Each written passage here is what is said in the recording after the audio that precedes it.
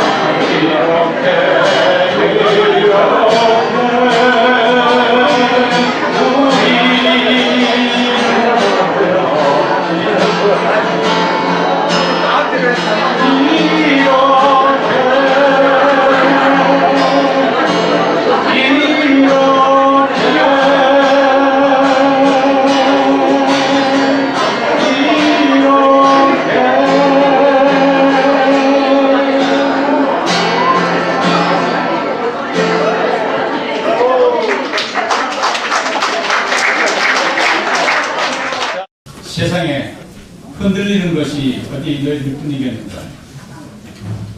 정에 흔들리고, 이해에 흔들리고, 두려움에 흔들리고, 또 때로는 회의와 외로움에도 자주 흔들리는 그 참담한 동안의 아픔을 통해서 모든 아름다운 눈물이 다시 꽃으로 피어나는 것을 송광은 선생님의 겨울 갈대밭 그래서 제가 이 단락을 굉장히 좋아합니다. 그래서 늘 어디 가면 돼 있으면 제가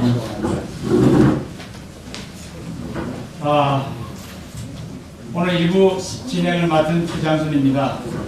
열심히 해주겠습니다. 특별히 숫필 낭송회라는 것이 여러분 아시다시피 시 낭송회는 많이 있었지 않습니까? 그러나 수필 낭송이 참 드뭅니다. 어떻게 보면은 한국 수필 낭송의 첫 걸음을 우리 이런 수필 문학계에서 바랄 뜻이 않았는가 이런 생각을 해볼 정도로 귀합니다. 그리고 여러분 상상을 해보십시오.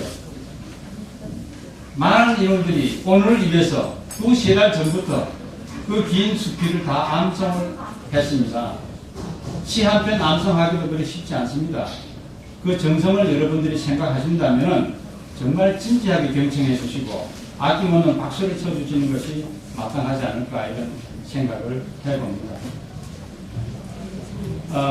순서에 의해서 먼저 우리 이련스필 문학회의 리더 선장, 멋있는 선장 김동식 회장님께서 나오셔가지고 인사 말씀을 읽겠습니다. 자, 여기 많이 오신 우리 회원님들 반갑고요. 또 귀하신 손님이 빗길을 무릅쓰고 이 자리에 참석하신 거 심심하게 감사합니다. 저희 그 글을 쓰면서 그 당대 대가를 스승으로 모셨다는 거 우리 긍지고 자랑입니다. 우리가 이제 긍지와 자랑을 가지고 있는 그런 사람들은 뜻이죠. 근데 그 긍지와 자랑을 가진 이 공부하는 분들이 6개의 다른 그룹으로 나눠 있다는 것도 참 신통한 일입니다.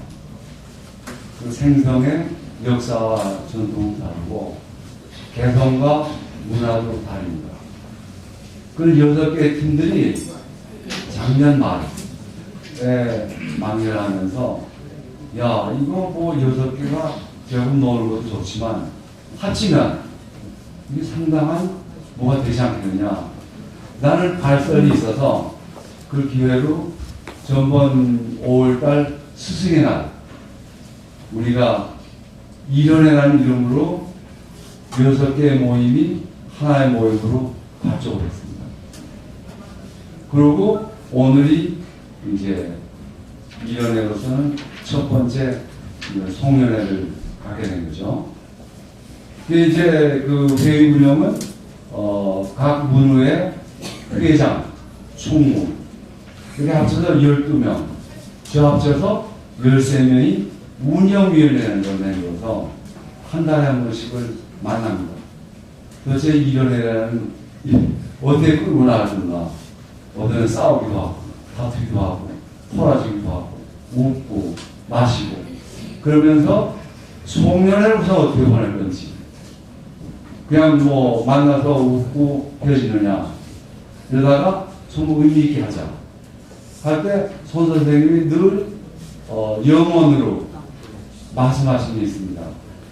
수필이 시 못지않은 낭송의 장르인데 아직 이런 만한 시작도 없고 그 다음에 이런 행사를 하는 흔치가 않다. 이런 걸 한번 방송을 가졌으면 이런 말씀을 하시길래 6개 팀이 나눠져 있다는 거. 어떻게 보면 경연도 할 수 있잖아요. 요게 아까 신유하다는 게 다른 문화가 많지만 요게 경연까지 할 수 있는 그런 문화가 드뭅니다. 이게 손 선생님의 선견지명이 있어서 이렇게 따로따로 맹글어 놓은 건지 어쩐지는 아직 안 여쭤봤습니다만 그래 그러면 한 팀에서 2명씩 나와서 경연을 한번 해보자. 그래서 우리 운영위원회가 매일 모여가지고 진짜 많이 애를 썼습니다. 연락하고 뭐. 근데 그분들보다도 아까 우리 사회자께 얘기했지만 읽는 낭송을 준비하신 분들 이거 그냥 와서 줄줄줄줄 읽으면 누구나 할 수 있는데 이걸 외워야 된다. 암송해야 된다. 왜? 시가 그러니까. 시가 맞먹으려면 암송을 해야 된다. 이게 큰 숙제였습니다. 이제 얘기를 들어보면 그래서 화장실 가고 그러고 지하철 가고 그러고 잠이 안 와가지고 새벽 3시에 나와서 응접실 서성을 외우고 그 외운 결과가 오늘 나옵니다. 참 노력 많이 했습니다. 많이 했고 그래서 이제 노력하신 거 경연이니까 이거 공짜가 어딨냐 상금을 걸자 상금까지 걸었습니다. 금액은 제가 아주 커서 놀래질까봐 나중에 물어보시면 대답하세요. 여기 보면 제1회 수필낭송이라고 썼거든요. 여기 1회가 무슨 뜻인가 하면 이게 1회인데 2회, 5회, 10회, 50회 가겠다는 의지가 있어요. 의지가 없으면 그냥 수필낭송에 그러면 끝인데 1회니까 이제 여러분들 기대해 주십시오. 또 1회 다른 의미는 뭔가 하면 첫 번째니까 그냥 미흡한 것도 있고 모자라는 것도 있고 그렇지만 이게 이제 2회 가면서 아마 15년 아니야 내년쯤 오시면 많이 컸네 성장했네 이제 시와 같이 나가도 되겠네 칭찬을 들을 거를 기대하고 오고 있습니다. 여러분들 좋은 시간 가십시오. 즐거운 마음 가지시고 아주 의미 있는 날로 가기 위해서 박수 많이 치시고 용례해 주시고 정말 감사드립니다. 그리고 제가 여기 회수해 보면은 여기 내빈 소개를 하게 되는데 제가 아직 이게 이제 경력이 짧아서 이 소개할 수 있는 내빈의 친소가 아직까지도 좀 뚜렷이 못해서 선생님께 부탁을 드렸습니다. 요번에 선생님이 좀 수고를 해 주십시오. 소개해 주시고 그 대신에 심사위원은 제가 소개를 해 드리겠습니다. 심사위원회 4분입니다. 위원장은 우리 한계수 선생님. 나중에 심사하시고 심사평까지 맡아주시는 노고를 겪어야 될 그럴 뿐입니다. 잠깐. 그 자리도 따로 마련했습니다. 여기 섞이면 저기 압력 들어갈까봐. 그 다음에 이현 선생님 잘 봐주세요. 그 다음에 현대수필의 회장입니다. 권영혁 선생님. 또 우리 유명 작가죠. 송혜웅 선생님. 이 두 분이 등단 경력이 틀립니다. 여기 보면은 이제 어떻게 한편으로 하면은 그럴까봐 이제 현대스쿨 뭐 이렇게 해서 다르게 등단 코스를 받은 사람이 또 땡땡한으로 볼 수 있고 그럴까봐 아주 공명정대한 심사위에서 초빙을 했습니다. 여러분 기대 많이 하시고요. 박수 많이 치십시오. 김동시장께서 여기에 모인 분들은 전부 나하고 같이 수필을 공부한 사람들 또는 지금 현재 하고 있는 사람들 아닌 사람은 심사위원을 특별히 초빙한 객관성 이야기에서 그랬다고 이제 김 회장이 누누이 전에 강조했습니다. 근데 두 분 말고는 다 한국일보사에서부터 시작해서 지금 조선에듀에 이르기까지 나와 같이 수필을 공부했던 사람들이라면 그 외 사람들은 한 번도 초청하지 않았습니다. 아까 김동식 회장님이 선생님이 성견지명이 있었는지 어떻게 이렇게 6팀 각각 만들어놨냐 근데 아무 성견지명도 없었어요. 다만 뭐 하나 있었냐면 한 기관에서 가르치고 끝나고 다른 데 이동할 때마다 이 사람들 그냥 내버려 두면 너무 흩어져 버리고 내가 그렇게 열변토하고 그렇게 악담을 해가면서 가르친 그 노고가 그냥 강물에 스쳐나갈 흙물에 흘러가 버릴 것 같아서 모아놨습니다.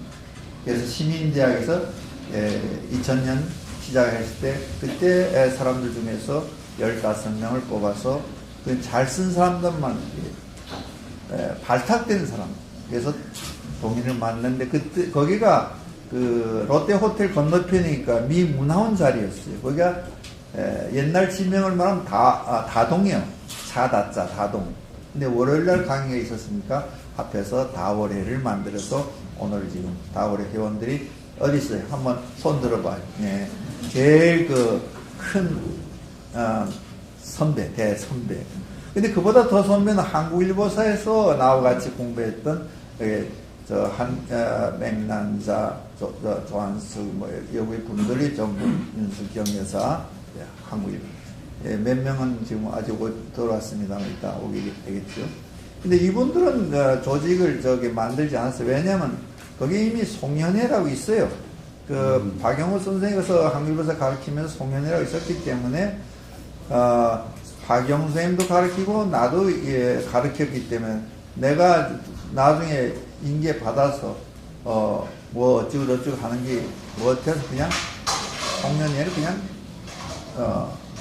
가기로 했습니다. 그 후에 지금 시민대학에서 실입하면서부터 이제 이 사람들 안 되겠다 해서 모아서 한 팀 만들어서 동인을 만들었습니다. 여러분도 다 알다시피 모이면은 서로가 합평이라다 보면 서로가 고치할 점이 지적되고 그러면 자기 수필을 써나가는데 서로에게 도움이 되는 그렇게 하지 않고는 내 데서만 배워가지고는 되지 않는다는 게 내 지론이니까.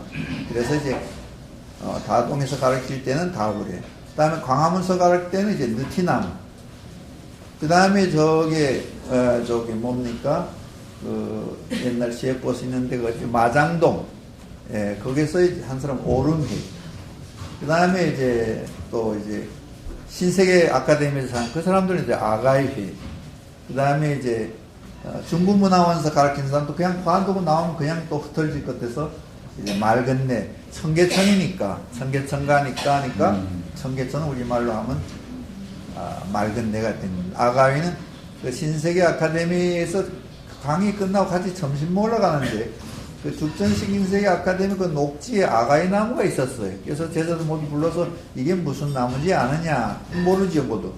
여러분이 좋아하는 산사천리 원로가 아가이야, 아가이. 우리말로 아가이. 성경에도 자주 나와요.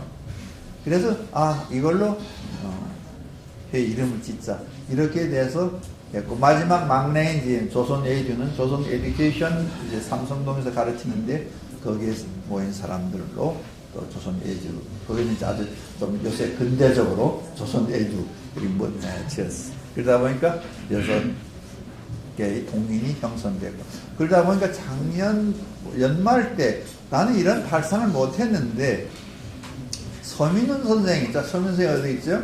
저기, 느티나무 회장이신 서민훈 선생이, 야, 우리 같은 사람한테서 배우는데 그냥 모른 척하고 지낼 수는 안 되겠다 해서, 그때 세 팀이, 다월하고, 느티나무하고, 그 다음에 어디죠? 오름. 이래서 이제, 송년회를 했어요. 그런데 이제, 옵서버로 이제 초대한 것이 이제 아가이 회장과 총무, 그때는 이제, 조선애들 아직 태어나지 않았어요. 또 우리는 왜 이렇게 하다 보니까 이제 확장이 됐어요. 그래서 제 생각에 송년회라 그러면 그냥 모여서 만나 술 마시고 친목을 도모하고 끝나는 것은 누구나 할 수 있는 거지만은 내가 늘 수필계에 들어와서 마음속에 두고 있던 수건 사업이 하나 있다. 다시 말하면 수필을 하나의 공연 예술로 만들 수 있겠다. 왜 그러냐? 사람들이 가장 큰 욕망이 자기 실현인데 그 실현이 하는 방법이 여러 가지가 있지만 우리가 쓰는 문자로서 수필 쓰기 때문에 자기가 써놓은 글에 대한 즉흥적 반응을 우리는 볼 수가 없어요. 책으로 나가기 때문에 어느 구석에서 독자가 있고 잘 썼다든가 이 작가 한번 만나고 싶다든가 박수 쳐주고 싶다고 하겠지만 우리는 그걸 모른다는 거예요. 그러나 어떤 공연 예술은 즉각적인 반응이 오기 때문에 자기 글에 대한 어느 정도인가 또 그것이 훌륭하게 반응이 좋았을 때 용기를 얻을 수 있을 것이고, 그래서 또 시 낭송이라고 하는 건 과학적으로 봐서 시 한 편을 읽는데 불과 4분밖에 안 걸려요. 아무리 배경음악 넣어도 4분밖에 안 걸립니다. 근데 보통 인간의 정서적 감정이 곡선이 올라서 어떤 절정과 하강 곡선을 이루는 데 필요한 시간이 8분에서 10분이라는 것을 저는 알고 있습니다. 제 강의 들은 사람 내가 뭘 뜻하는지 여러분은 아실 겁니다. 그렇다면 그것이야말로 수필이야말로 그 시간에 가장 맞는 장르라는 거죠. 게다가 수필 중에서는 시적인 수필도 있고 소설적 수필도 있다. 그럼 얼마나 낭송 가능하다. 어떤 의미에서 시는 너무 짧고 압축되어 있기 때문에 청중에게 바로 전달이 안 돼. 뜻이 전달고 정서 전달 반응이 안 되지만 수필은 어떤 정도의 길이가 있기 때문에 독자 청중에게 쉽게 이해가 되고 또 감동을 줄 수 있는 충분한 시간이다. 유행가를 하나 부르는데 보통 한 7, 8분 걸린다고 하니까 수필 한 편 있는데 같은 시간이 걸린다는 그런 공통점을 찾았습니다. 그래서 이것을 한번 해보고 싶다. 근데 지금 아까도 김 회장님 말했지만 이걸 전부 외워야 됩니다. 그래서 이것이 낭송회지 낭독회가 아닙니다. 낭독회는 수필 하는 데서 많이들 해요. 그렇죠? 들고 나와서 읽죠. 무슨 행사 때마다 읽지만 낭독을 하는 것은 그 글을 자기가 완전히 소화시키지 않은 상태에서 문자를 읽는 거니까 이거는 공연 예술이 아니에요. 누가 연극하면서 대본 가지고 나와서 읽는 사람이 어디 있습니까? 드라마 촬영한 탤런트가 대본 가지고 해요? 그거 다 완전히 자기 소화해서 하는 거잖아요. 그 공연 예술자는 첫째 갖춰야 할 조건이 뭐냐? 그 작품을 자기화해야 된다. 자기가 완전히 소화시킨 다음에 그걸 다시 자기 성량이라든가 톤이라든가 자기 감정이 맞게끔 재창조하는 것. 어떤 의미에서 낭독은 작가의 걸 그대로 읽는 것이다고 한다면 낭송은 재창조라는 의미예요. 그럼 어떤 수필, 같은 수필이라도 A라는 사람이 낭송하는 것과 B라는 사람이 낭송하는데 전혀 효과가 달라진다. 그래서 오늘 심사위원들 잘 하시겠지만 얼마나 자기가 낭송하고 있는 수필에 자기 몸과 일체, 감정과 일체, 정서와 일체가 되느냐 하는 것이 가장 아마 이 낭송에서 키포인트가 될 것 같아요. 그래서 이게 1회입니다. 아마 이렇게 낭송해서 수필을 하는 데는 아무도 없을 겁니다. 그래서 1회라고 당당히 말할 수 있을 겁니다. 여러분 오늘 경연을 해서 여기서 상도 준다고 하니까 저는 그런 생각을 했습니다. 자, 낭송 잘하는 사람들만 모아서 유랑극단 하나 만들어야 돼요. 유랑극단 만들어서 지방 순회 공연을 다녀야겠다. 하다가 공연이 잘 안 돼서 개런티가 안 나오면 여관비가 밀릴 것이고, 밀리면 제일 예쁜 회원을 하나 잡혀놓고 아니면 단장이 잡히잖아요. 그래서 오늘같이 비 오는 날 여관에 잡혀가지고 인지로 잡혀서 돈 가지러 가는 사람이 올 때까지 기다리는 그 심정도 한번 대해보는 것도 괜찮은 것이다. 그러니까 30년대 그 유랑극단 하는 사람들도 그 시대에 자기들이 할 수 있는 최선을 다했던 겁니다. 어떤 의미에서 그렇게 여관에 인질로 잡혀있는 것 자체도 오늘 생각하면 어때요? 하나의 낭만이죠.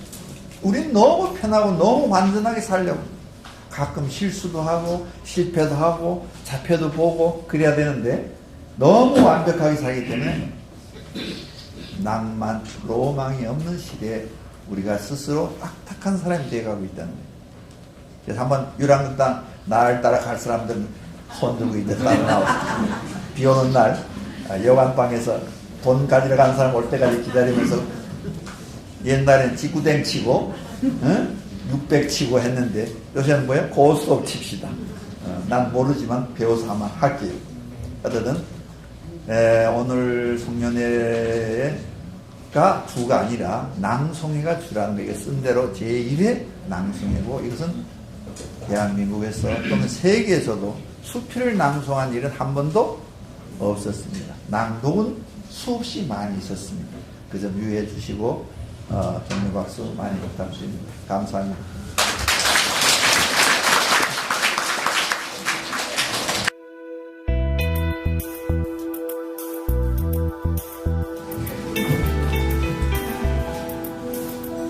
앞자리 목성균 눈이 하얗게 내리는 새벽에 비닐봉지에 담긴 신문이 떨어져 있었다. 대문을 내다보고 대문을 열고 골목을 내다보았다. 신문 배달부는 들끓는 세상사를 골목에 던져놓고 눈 위에 정갈한 발자국만 오목오목 남기고 갔다. 그럼에도 불구하고 맨 앞에서 항로를 잡아주려는 제 2인자에 대한 믿음이 서지 않는 것은 불행한 일이다. 기러기 때는 어디쯤 날아가고 있을까? 성식지까지 무사히 돌아가기를 빌어본다.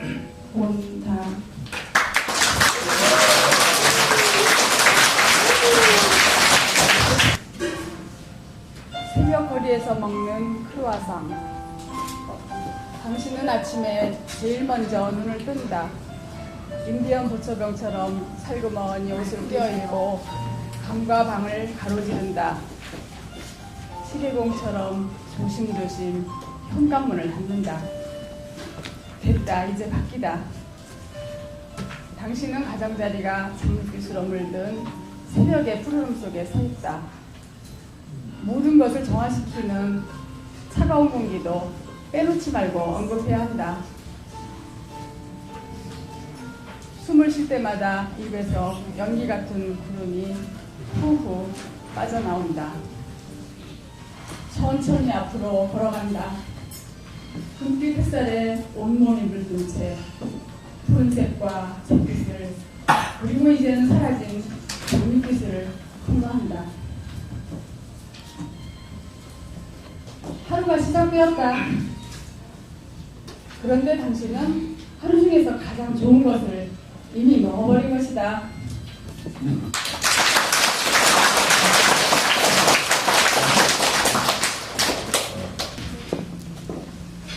아직은 몇 차례 꽃샘추위가 남았을 3월의 초하루였다. 여러 석친 창문으로 들어온 바람이 차갑긴 하지만 상쾌했다. 이른 아침부터 내린 비에 겨우내 얼었던 땅이 뭉근하게 녹아내리면서 봄 기운마저 느껴졌다. 아파트 동 사이로 커다란 현수막이 펄럭이고 있었다. 여러분의 입학을 축하합니다. 큰딸이 입학할 중학교였다. 그런데 그날 반상을 탄 뉴스는 얼굴 모르는 가수의 출연이었다.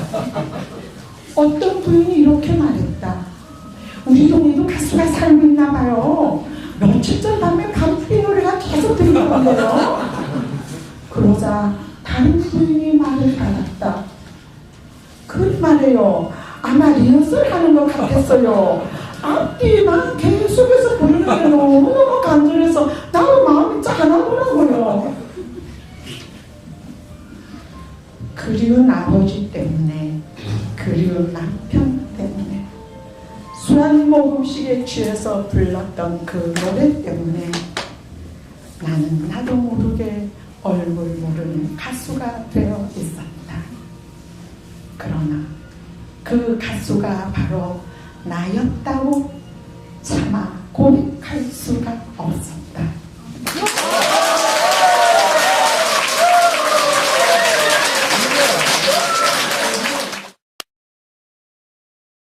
붕어빵 먹는 법 최문장.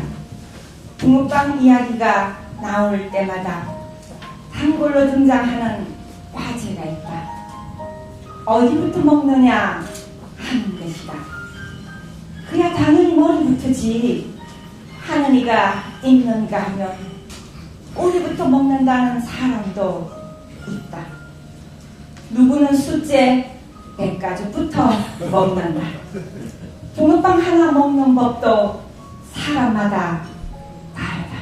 붕어가 숨을 쉬어야 살듯 붕어빵도 숨통을 터주어야 100가지 서로 널려붙지 않는다.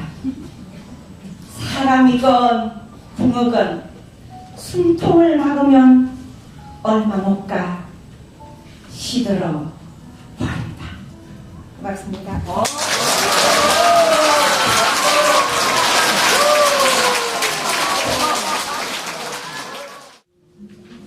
눈물은 왜 짠가?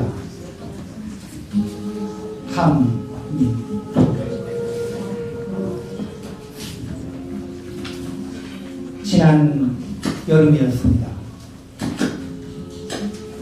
가세가 기울어 갈 곳이 없어진 어머니를 고향 이모댁에 모시다 드릴 때의 일입니다. 어머니는 차 시간도 넉넉하니까 유기를 하고 가자시며 고깃국을 먹자고 하셨습니다. 눈물을 땀진 양 만들어 놓고 나서 아주 천천히 눈수건으로 눈동자에서 난 땀을 닦았습니다. 그리고 혼자 중얼거렸습니다. 눈물은 왜 짠가?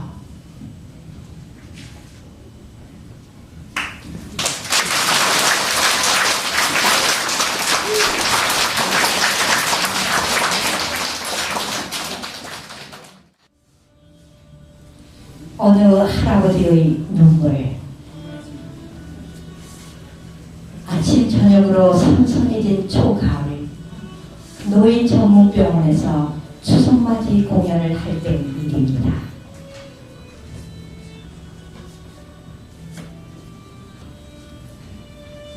그날의 공연 주제는 고향으로, 고향에 대한 그리움을 담아 연주와 성악, 신앙송과 사물놀이 공연을 하면서 추억을 얘기하고 마음을 달래는 시간이었습니다.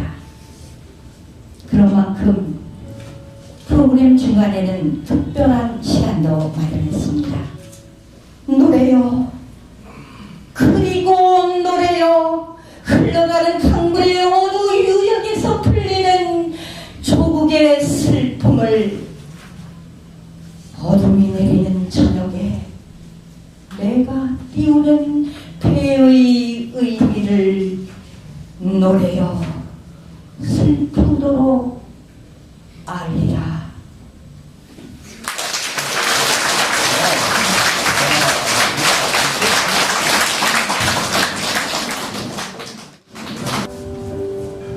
내 도시 몇 지나들까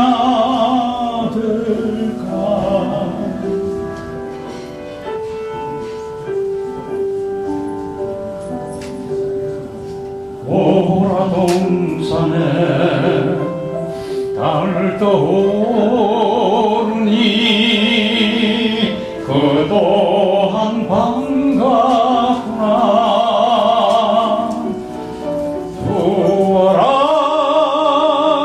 이 다섯 버시면 됐지 내 또 더하여 무엇하리 두어라 이 다섯 버시면 됐지 내 또 더하여 무엇하리.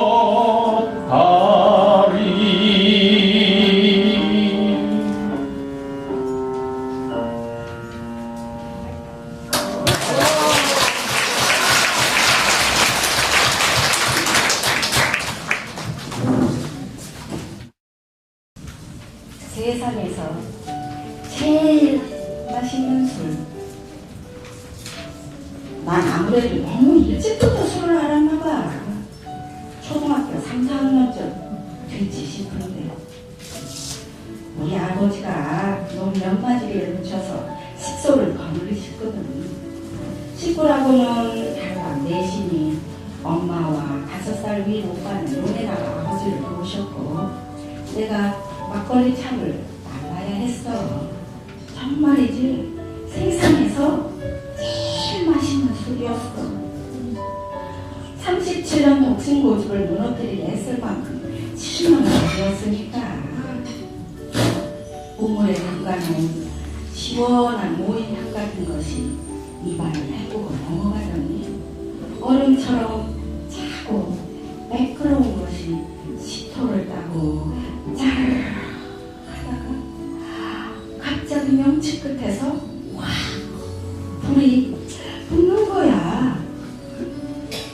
혀에는 아직도 달콤 쌉싸름이 아쉬움처럼 남아도는데 혀끝에 감지던 그 술맛 그리고 그게 술맛이었는지 입술맛이었는지 잘 모르는 일이네만 아무튼 끝내주는 맛이었다니까. 아직도 그 실기운에 취해 그이가 여자원이 괜찮은 남자로 보이는 걸 보면 내 평생 최고의 술이었던 게 분명해.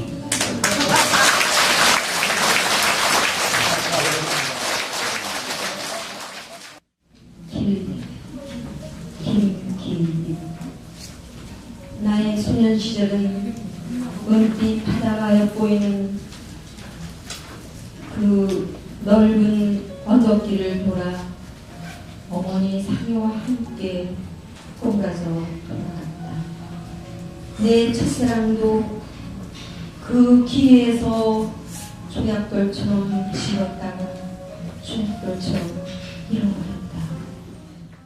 언제 난지를 모른다는 그 동구 밖 늙은 포드나무 밑에서 아직도 나는 돌아오지 않는 어머니, 돌아오지 않는 계집애, 돌아오지 않는 이야기가 돌아올 것만 같아 멍하니 기다려본다. 그러면 어느새 어둠이 기어와서 내 뺨에 얼룩을 씻어준다.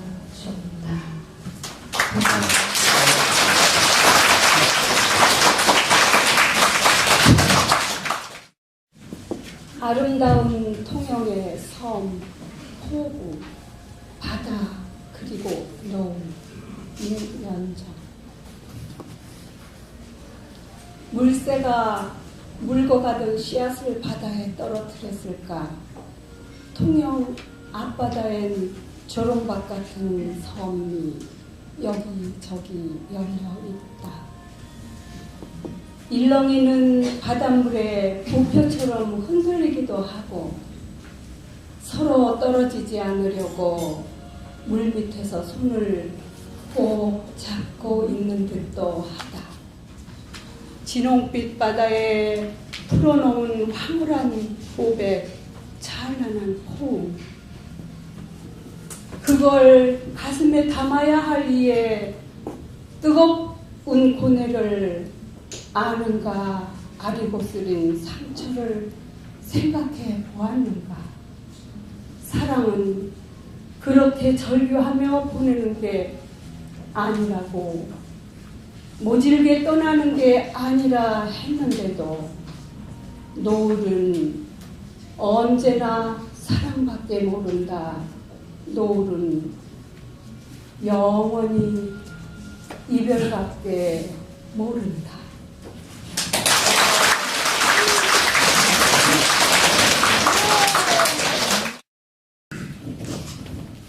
3년 전이다.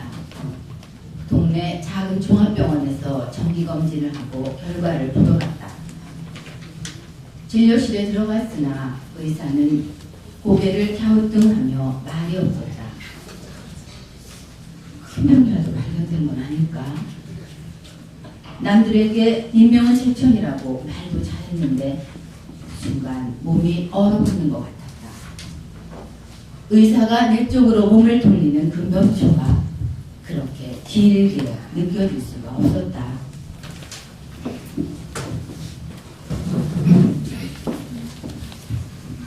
다른 건 대부분 정상인데 갑상선에 몇 개 결절이 있어요.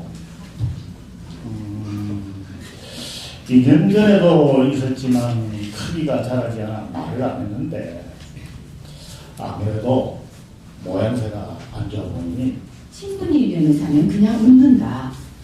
웃음 뒤에 무엇을 말하는 것인지 나는 안다. 좀 기다려봐도 되는 수술이었다는 것을. 살면서 몇 번의 수술 기회가 있었다. 한 번은 배가 아파 병원에 갔더니 명장이 당장 수술합시다. 아무래도 아닌 것 같아 수술하지 않았다. 그러나 결국 그건 단순한 패탈이었다. 한 번은 새벽마다 장을 찌른 듯한 통증이 있어 장내시경을 했다. 특별한 이상한 말을 못했지만 내부터 열어봅시다. 아무리 가슴서면 맹장이라도 떼자고요. 어이없는 결론에 수술하지 않았다. 이러한 일들로 의사에 대한 불신이 마음에 남아있었다.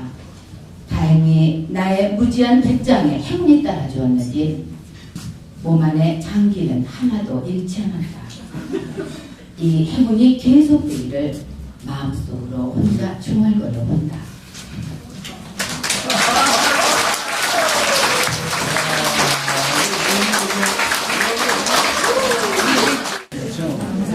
수필이 그 글의 형식만 다양한 줄 알았더니 수필이 표현 방법의 다양성이 또 여기에 있군요.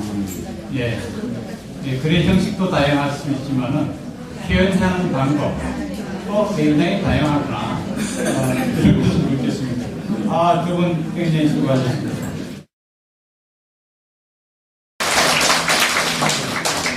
원주로 이사 와서 2번의 교통사고가 있었다. 한 번은 사고의 피해자였고 또 한 번은 가해자였다. 2002년 여름 원주로 내려온 이튿날 짐 정리를 해주겠다는 친구를 마중하러 터미널에 갔던 길이었다. 남부시장에서 원주고 사거리를 지난 거기 청색 신호를 받고 진행하여 중간쯤 갔는데 노란 신호로 바뀌었다. 이미 가고 있던 상태라 정지할 수도 없는 상황. 순간 내 차 뒤를 꽝! 그 충격에 차는 오른쪽으로 뒤집어지고 말았다. 이상하게도 예전에 내 차의 꽁무니를 들여받았던 그 사람에 대한 옥매였던 감정이 풀리는 것이었다. 그 사람 역시 조바심을 치며 내가 무사하기를 바라지 않았을까? 병원에 찾아오지 않은 것도 사고 상황을 조작한 것도 다 무슨 까닭이 있지 않았을까? 요즘도 사고 현장을 지날 때마다 궁금하다. 그놈이 무사할까? 잘 살고 있지? 미안해. 항상 마음속으로 되낸다.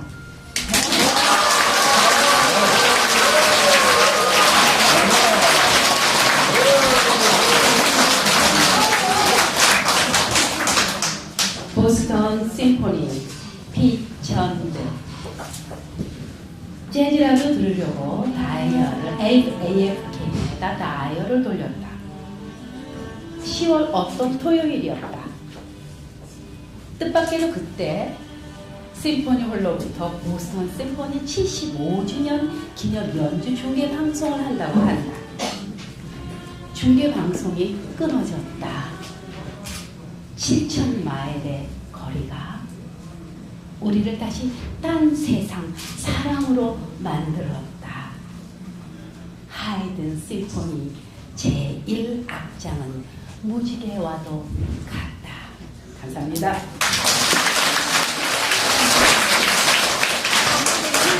다행히 수필낭송회에 피천드 선생님 작품 한 편이 올라왔다는 것이 저는 참 다행스럽게 생각이 됩니다. 여러분 다 좋은 심포니 한 곡, 두 곡은 다 가지고 계시죠. 저는 신세계 교향곡을 개인적으로 굉장히 좋아합니다. 삶이 어지럽고 힘들 때 그 마지막 4음절 빵, 빵, 빠밤, 빠밤, 빵, 빵, 빵, 빵, 빵. 이 힘 안 낼 사람이 있겠습니까? 아무리 어떻게 써도 들썩들썩하죠. 네. 이제 저희들 회원들 낭송은 끝났습니다.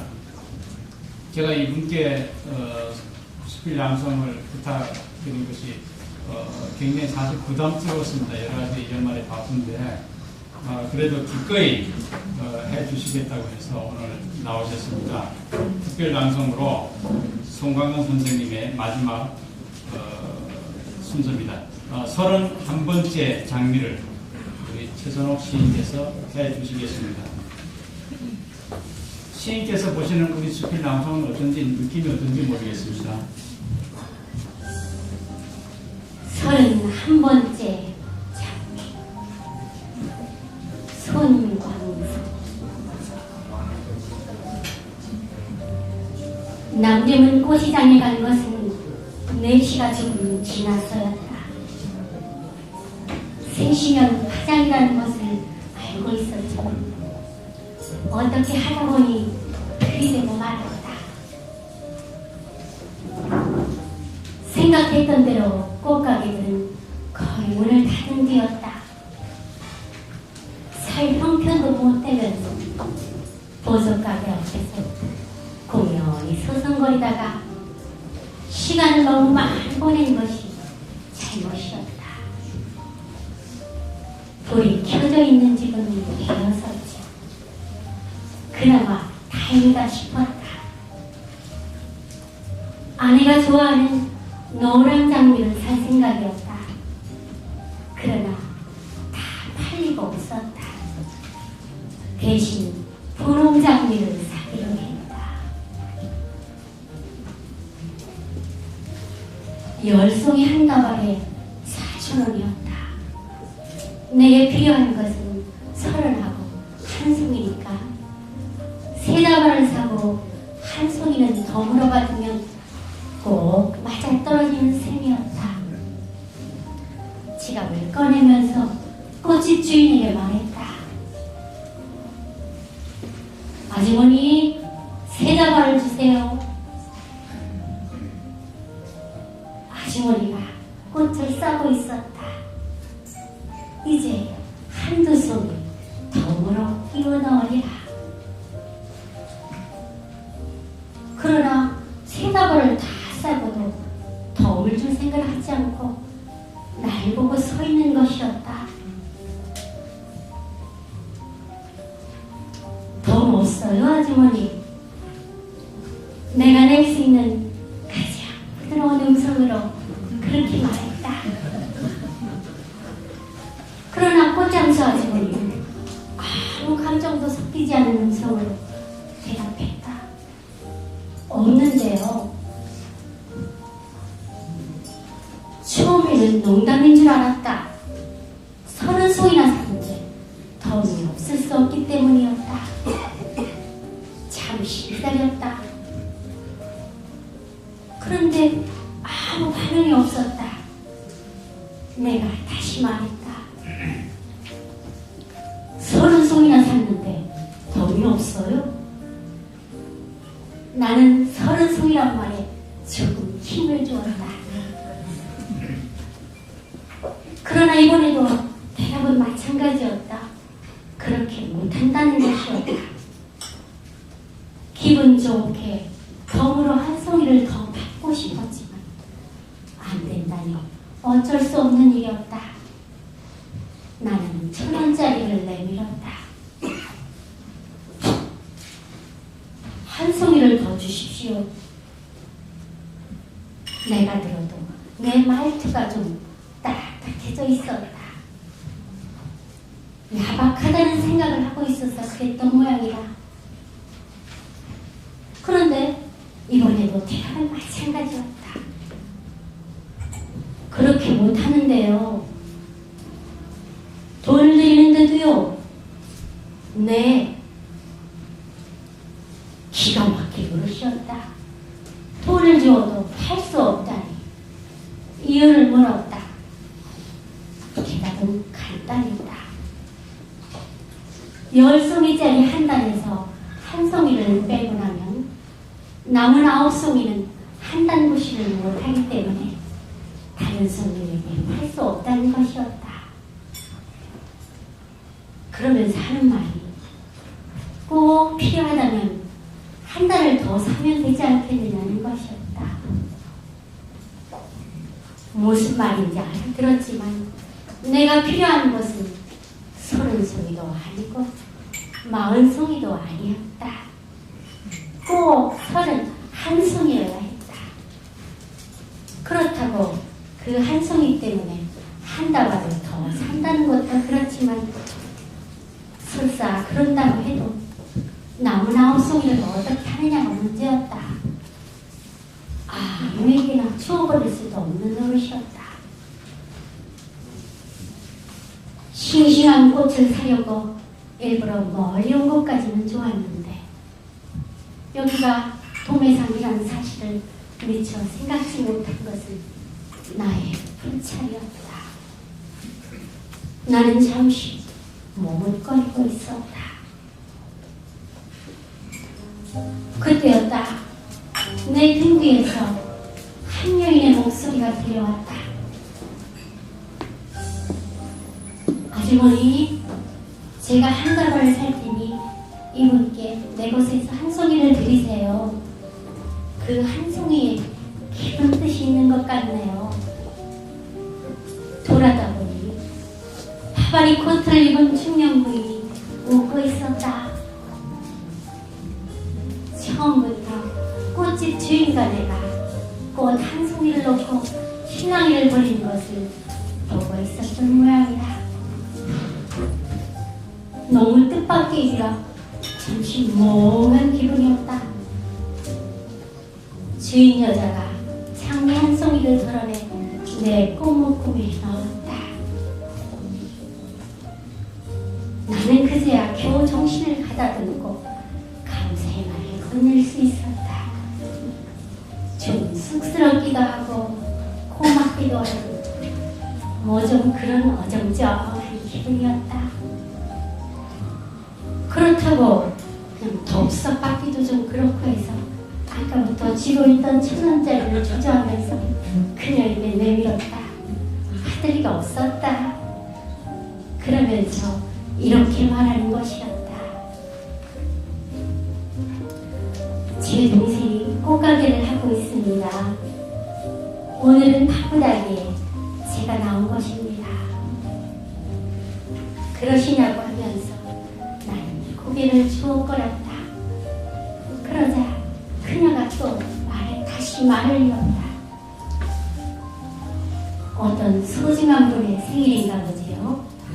31살 되신. 아, 네. 그게 실은 좀 쑥스러운 일이었지만 나는 그날이 우리 부부의 31번째 되는 결혼 기념일이라는 것을 밝히지 않을 수 없었다. 그녀가 가볍게 고개를 끄덕이면서 웃었다. 그러고는 한 송이가 모자라는 장미다발을 받아들고 다음 가게로 걸음을 옮기는 것이었다. 어쩌면 그 장미는 그녀가 찾고 있던 색깔도 또 그녀가 사려고 하던 종류도 아니었을지 모른다. 버스를 타고 오는 동안에 내 가슴이 두근거렸다. 뭔가 알 수 없는 향기가 더 맡은 그런 기분이었다. 아내에게 꽃을 건네었다. 아내는 돔돔한 표정으로 받았다. 우리는 며칠째 냉전 중이었다. 그러나 내가 그 31번째 장미에 대해 이야기를 하자 꽃을 꽂고 있던 아내 얼굴에 환한 웃음이 번지는 것이었다. 며칠 만에 보는 아내의 웃음. 이제 그 31번째 장미도 다른 장미들과 함께 시들고 말았다. 그러나 그 빛나는 장미 한 송이는 우리의 기억 속에 시들지 않고 오래오래 피어 있으리라 믿는다.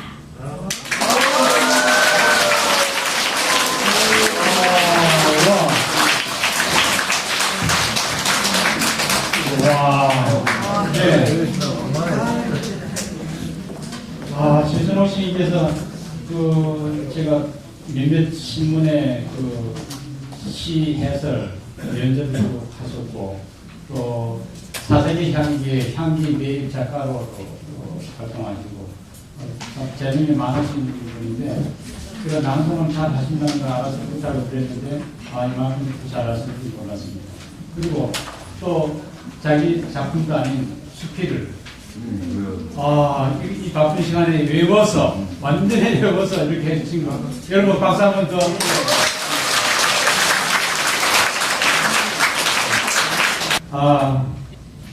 좋으셨죠, 여러분? 네. 근데 사실 이 준비로 이거 다시 손 봐서 이렇게 해주신 분이 있습니다. 지금 오퍼레이터로서 이렇게 애쓰시는 분. 박수 한번 주십시오. 조선 얘기에 기호 선생님입니다. 네.